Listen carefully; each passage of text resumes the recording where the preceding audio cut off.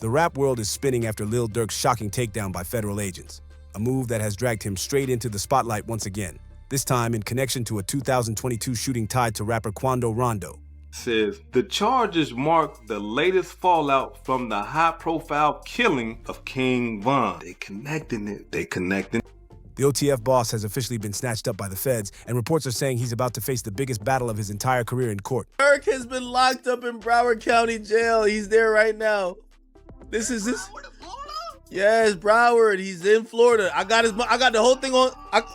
Look on my stream. I got it. Oh my God. Durk, who fans watched climb from the trenches of Chicago to luxury jets and mansions, is now sitting behind prison walls with his future hanging by a thread. Court filings reveal the government isn't playing games. Prosecutors slammed him and several OTF affiliates with heavy federal charges, including conspiracy and weapons use. If convicted, he could be staring down a life sentence in federal prison. According to the indictment, investigators claim Durk and his crew crossed state lines in connection with the attack, sparking one of the most explosive cases hip-hop has seen in years. With his real name, Durk Banks, now plastered all over the Broward County jail system, the empire he built looks more fragile than ever. Federal investigators have tied 5 OTF members to the August 2022 Los Angeles shooting that killed Quando Rondo's cousin. Reports even allege that Rondo himself was the real target, a possible act of revenge tied back to King Von's tragic death. And now, all eyes are on whether Durk had any direct hand in what's being called a murder-for-hire plot involving his own affiliate. This case drags the spotlight back to 2020, when the hip-hop community was shaken to its core at Atlanta's Monaco Hookah Lounge the night King Von was killed, an incident that still scars the rap game to this very day.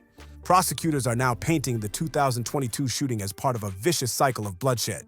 And once those 5 OTF members got slapped with indictments, the walls started closing in on Durk himself. For investigators, it wasn't a question of if, but when the OTF boss would face his most crushing legal showdown. And right on cue, DJ Academics wasted no time blowing the story wide open, throwing the industry into complete chaos. Academics dropped a video breaking it all down before jumping on Twitter with the bombshell. Breaking. Lil Durk has been arrested by U.S. Marshals and is being held in Broward County Correctional Facility until extradition to California on federal charges. The charge? Murder for hire, allegedly connected to the killing of Quando Rondo's cousin, Lil Pab. And just like that, Cat Williams' eerie warning about 2024 being the year of truth suddenly feels more chilling than ever. Court filings have now revealed that prosecutors are treating OTF like a full-blown criminal organization, with the indictment outlining jaw-dropping details. Authorities claim one co-conspirator was literally placing bounties on rivals, including the one they say referenced Quando Rondo by his street initials TB. The feds allege OTF members were promised either stacks of cash or backdoor opportunities in the music industry in exchange for carrying out the hit. Even wilder, investigators accuse co-conspirator 3, strongly believed to be Durk himself, of using an OTF-linked credit card to book airline tickets and hotel rooms for the crew sent to California for the attack. If true, that's a paper trail the defense is going to have a hard time erasing. That same OTF-linked card prosecutors keep circling back to, it wasn't just tied to Durk. Reports claim it was also connected to his former manager Yen and even his own father. But despite all the plotting, the plan went completely left. According to the indictment, defendants Jones, Lindsay, and others opened fire, spraying bullets and killing Lil Pab in the chaos. Lil Pab, who happened to be riding with Quando Rondo that day, became the tragic casualty of a feud that has been haunting hip-hop ever since. Almost immediately, whispers started flying that someone had leaked Rondo's exact location. The indictment itself suggests that might be true. Prosecutors say that on August 18, 2022, conspirators learned TB, meaning Rondo, was in Los Angeles staying at a hotel. But the burning question is, who tipped them off? Investigators allege the hit squad rolled up in 2 cars, one of them stripped of license plates, and stalked Rondo at a Los Angeles gas station before unleashing a hail of at least 18 bullets into his vehicle. Lil Pab was killed instantly. And just like that, the streets were left shaken. What happened next might go down as their biggest mistake. Prosecutors say the group regrouped at a restaurant, scrambled to split payments, and then left behind a money trail, booking their flights back to Chicago with an OTF-linked credit card. That reckless move is now one of the strongest pieces of evidence in the government's case. Durk's trial, originally set for January 2025, has now been delayed until October 2025. And it's no small case. We're talking more than 230 gigabytes of digital evidence, 20,000 pages of reports, and endless witness statements and photos. But here's where things get even more shocking. Court records reveal the FBI tied Durk to yet another alleged murder-for-hire plot in Chicago, though he hasn't been officially charged in that case. At least not yet. According to an FBI affidavit, agents uncovered text messages and social media exchanges hinting at payments allegedly tied to Durk, connected to the 2022 killing of 24-year-old Gangster Disciples leader Stephen M. And the streets are saying this was payback. Retaliation for the 2021 killing of Durk's brother D. Thang, who was gunned down by a GD member. Investigators now claim Durk has been offering cash bounties against those suspected of his brother's death, including long-standing GD rivals. Prosecutors used this newly unsealed affidavit to argue against his pretrial release, saying it proves Durk is way too dangerous to be freed before trial. His legal team fought tooth and nail to get him out, but the FBI affidavit turned into the nail in the coffin, leaving him stuck behind bars as he waits for Judgment Day. Prosecutors made it crystal clear. The mountain of evidence proves why Lil Durk cannot be released before trial. And according to them, it all comes down to one haunting cycle: the demand for revenge after King Von's death. Fans once pushed the Slide for Von campaign, practically daring Durk to retaliate. Now prosecutors say that same street pressure fueled a deadly chain reaction, rooted in a feud that exploded back in Atlanta in 2020 when Von was killed during that infamous clash with Quando Rondo's crew. It's crazy when you think about it. This entire storm of indictments, federal charges, and possible life sentences traces back to what started as nothing more than a street brawl in 2020. That single fight spiraled into years of violence, revenge plots, and chaos. And now Durk is the one who might have to pay the ultimate price.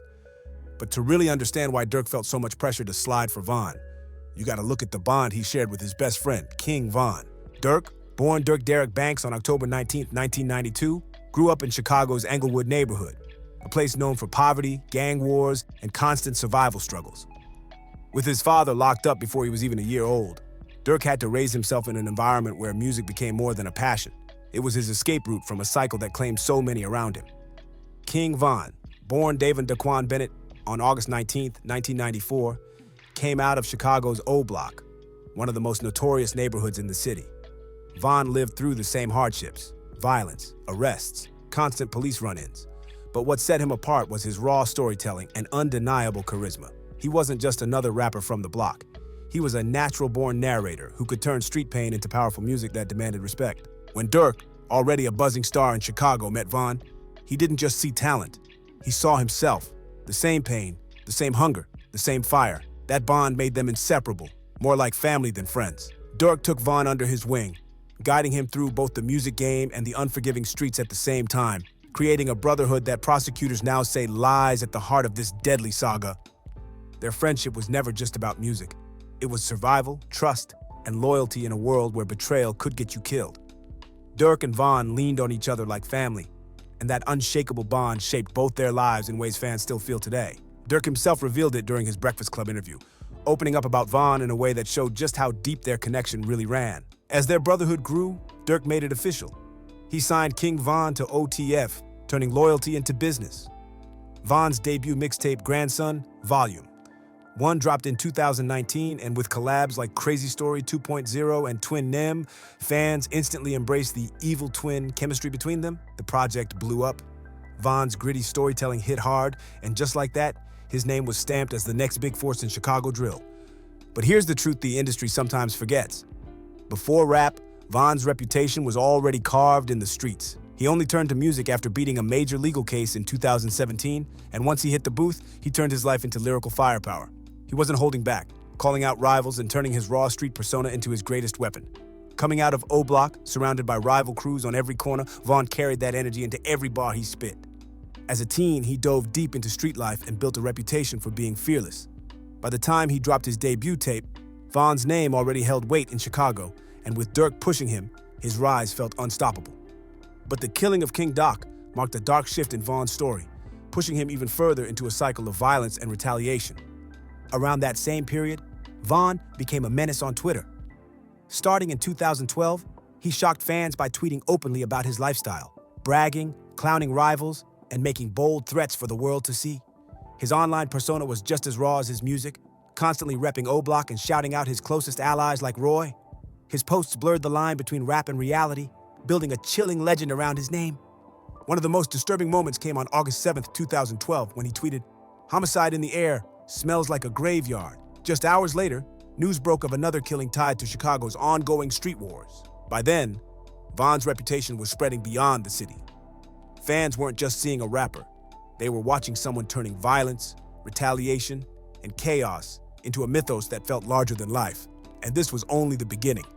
Every new headline only added to the shadow that followed Von everywhere he went. The legend of King Von grew into pure myth, turning him into one of the most controversial and talked about figures Chicago's drill scene had ever produced. But with that fame came danger. Because in this world, the bigger your name, the bigger the target on your back. Von's reputation was electric, but his hot temper kept pulling him into beefs that seemed impossible to escape.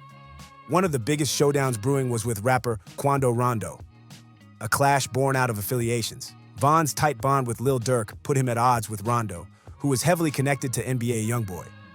Fans already knew about the deep-rooted feud between Durk and YoungBoy, but when their camps collided, it was only a matter of time before the sparks turned into something deadly. The disaster struck on November 6, 2020, at Atlanta's Monaco Hookah Lounge.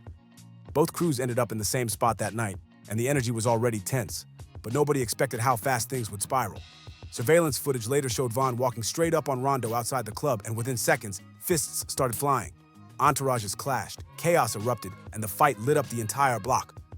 Then came the moment that changed rap forever. Reports say someone from Rondo's side pulled a gun, and gunfire ripped through the crowd. Von was struck, and in an instant, panic swallowed the scene as people scrambled in every direction. His team fought desperately to drag him to safety, but the damage was already done. That night shifted everything, not just for Von and Durk, but for the entire rap game. King Von was rushed to the hospital in critical condition, but heartbreak hit hours later when the news broke. He didn't make it. The hip-hop world was crushed, fans were in shock, and November 6, 2020 became one of the darkest dates in modern rap history. Not long after the chaos, Timothy Leaks, the man accused of pulling the trigger, was taken into custody at the scene, only to later be released on bond. That decision sent shockwaves through the streets and sparked outrage from Von's supporters, who saw it as a slap in the face to justice. Meanwhile, Quando Rondo, who had been right there in the middle of the altercation, quickly jumped into defense mode. In interview after interview, he denied any involvement in the actual shooting, claiming he didn't even know Von personally and had no beef with him at all. According to Rondo, his crew only acted in self-defense during the chaos. But that excuse didn't erase the controversy. The shadow of that night has never lifted. After Von's death, rumors lit up that Rondo had tried to snatch Von's chain in the middle of the fight. Rondo fired back hard, calling the accusations lies and clout chasing. He insisted that nobody was thinking about jewelry while bullets were flying. But the backlash was brutal. Fans and rappers alike pointed fingers at him, holding him responsible for what went down. His shows got canceled, threats flooded in, but Rondo stood firm, dropping music and doubling down on his claims of innocence. Then came the moment that poured gasoline on the fire. Rondo gifted his associate, Lil Tim, an expensive watch, posting on Instagram and calling him my twin. That single move reignited outrage, with many seeing it as a public show of loyalty to the very man accused of killing Von. While the streets were heating up, all eyes turned to Durk. At first, some fans praised him for not immediately retaliating, hoping he would rise above the violence and break the cycle. But the pressure online kept growing louder. The Slide for Von campaign spread like wildfire, demanding revenge. Prosecutors now argued that this wave of fan-driven pressure pushed Durk deeper into choices that could cost him everything. And the irony? In a cruel twist of fate, Durk went from being honored with the key to the village of Broadview to being locked up behind bars in the same year, a rise and fall so stunning, no one in hip-hop saw it coming. But here's the cold truth. You can't live two lives forever. You're either an artist or you're in the streets. And Durk's case is proving just how dangerous it is to try and be both. Try to straddle both worlds, the fame of a rap superstar and the code of the streets. And you risk ending up like Durk, a celebrated artist turned inmate, watching everything you built slip right through your fingers. The feds are patient, always watching. And as one FBI director once warned, while you think you got away with it, we're piecing together what will undo you. That reality crashed down on Durk in 2024, harder than ever before. The year started off like a dream. Durk was celebrated across Chicago for his work with the Neighborhood Heroes Foundation. He even received keys to multiple suburbs, including Broadview and Bellwood, cementing his image as the voice of the trenches who gave back to his community. But in a cruel twist, the same key he proudly held up was yanked away just days later after news broke of his arrest in Florida. Broadview's mayor, Katrina Thompson, officially revoked the honor once reports surfaced that U.S. Marshals had taken Durk into custody on federal conspiracy charges. From being praised as a hometown hero to being dragged into a jail cell, Durk's 2024 went from triumph to tragedy in the blink of an eye, and the fallout didn't stop there.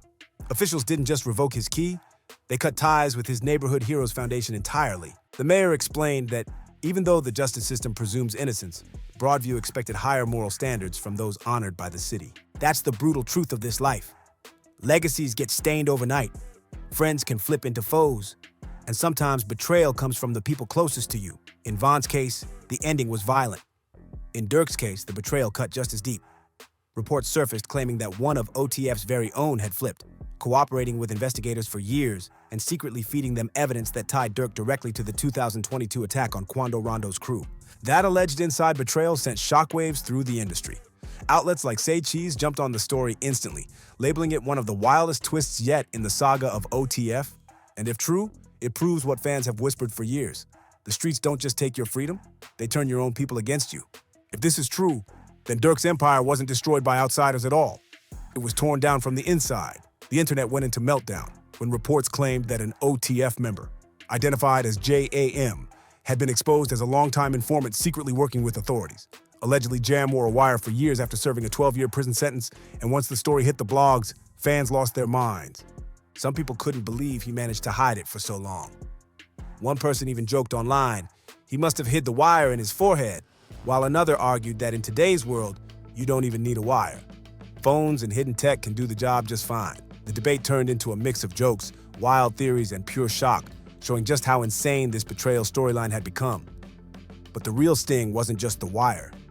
It was the betrayal. Word spread that Durk had supported Jam while he was locked up, helping cover legal fees and even looking out for his family. To see someone he once treated like a brother allegedly flip on him? That's the ultimate backstab. The industry wasted no time jumping in.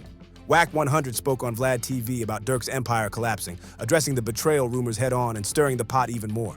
DJ Vlad also pointed out that Jam had served a 12-year sentence for attempted murder before being released in 2022, the exact same year Lil Pab was killed. Since then, reports claim Jam was secretly feeding info to investigators, using hidden recording devices that allegedly helped bring the feds crashing down on Durk and OTF.